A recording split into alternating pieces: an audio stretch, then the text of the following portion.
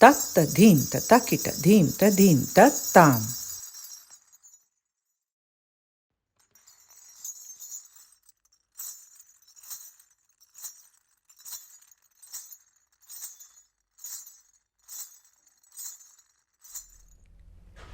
Welcome to Moving Archetypes.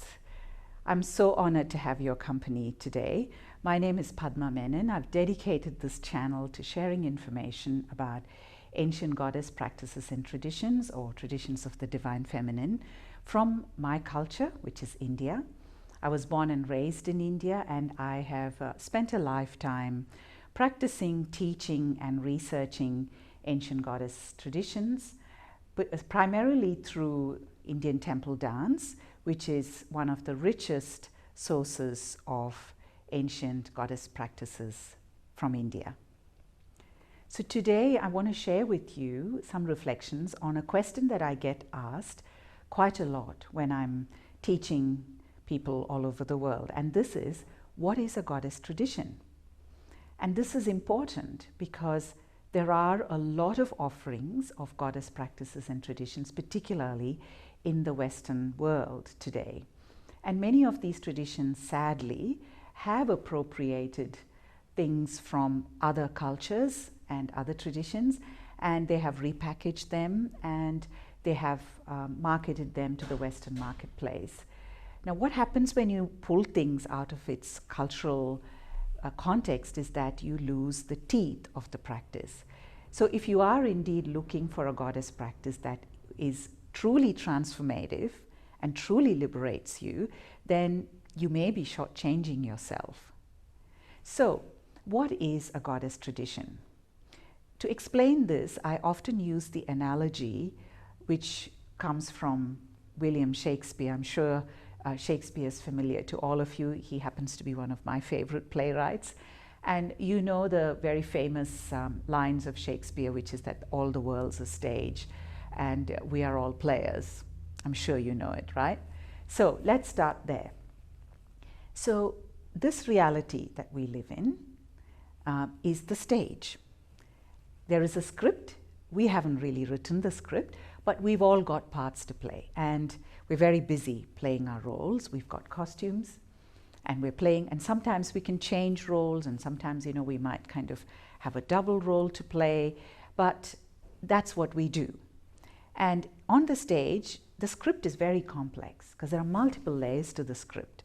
There's the story about who's a man, who's a woman, who's a human being, who is God, what is religion, what is spirituality, science, economics, philosophy, spirituality, you name it.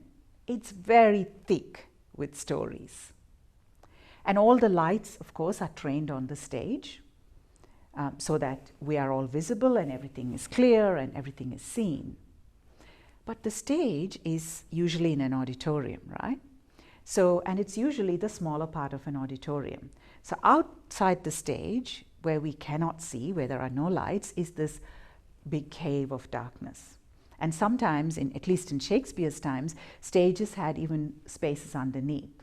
You know, so you have all this space of darkness within which there is the stage. The goddess practice says that reality is the whole auditorium. It's all of the larger part of it, which is darkness, and that lighted part, which is the stage. And the stage is the mind, and not our individual minds, but the force or the energy of mind in reality, which is the masculine energy. The mind is a master storyteller. It's the greatest of tricksters, the greatest of storytellers. And the mind is powerful. So the greatest trick that the mind plays on us is when we think we can control the mind. The scripts control us. And the other part, this part which, looking out from the stage, we think is all dark, and because, you know, we like light and we like things to be lighted and we like things to be brought to light, we think that the darkness is bad, it's dangerous, it's evil, maybe it's black magic. But this darkness is the feminine, the mystery, the unknown. And it is not something you can script.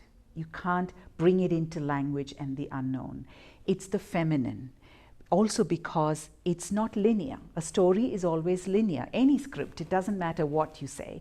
It's actually linear. There is a cause, there's an effect. Even language, you lay it out, the one word follows the other word, and there's a linearity. So this darkness cannot be scripted. And it is akin to the woman's body, the non-linear processes of the woman's body. It is the source of the stage because the woman's body holds the source of life, and therefore the source of reality is feminine. And it is reality that holds the mind within it, this bigger auditorium holding the stage within it. So the invitation in the goddess practices was, come out of the stage and step into this so-called darkness. Drop beneath the scripts, beneath word, beneath language, beneath text. Drop into your sensations, because this is in the body. This stage is in the body completely. It's not out there. It is in our body, the mind, the sensations. So drop into the sensations, and then it will open up an experience of this totality of reality, where we don't disconnect the script from its source. We're not disconnecting the stage from the auditorium, because truly anything that happens in the auditorium will have a profound effect on the stage.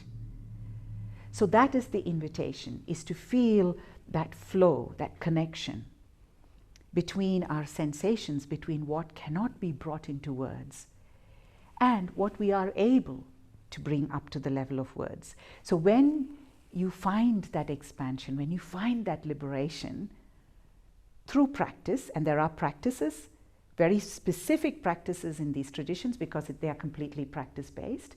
So when through practice you're able to find that connection, then you're able to move on the stage with a very different perspective. We know where the scripts come from, and we are able to source our action and movement from a space of power and freedom. Of course, there's so much more to be said about the goddess tradition. And what I'm hoping to do is to do that in subsequent videos. So I do hope that you will join me. I post weekly every Sunday, and I look forward to the honor of your company. You will find more information about me and the offerings, including my individual program, in the details below. So thank you so much for your company today, and I look forward to seeing you again.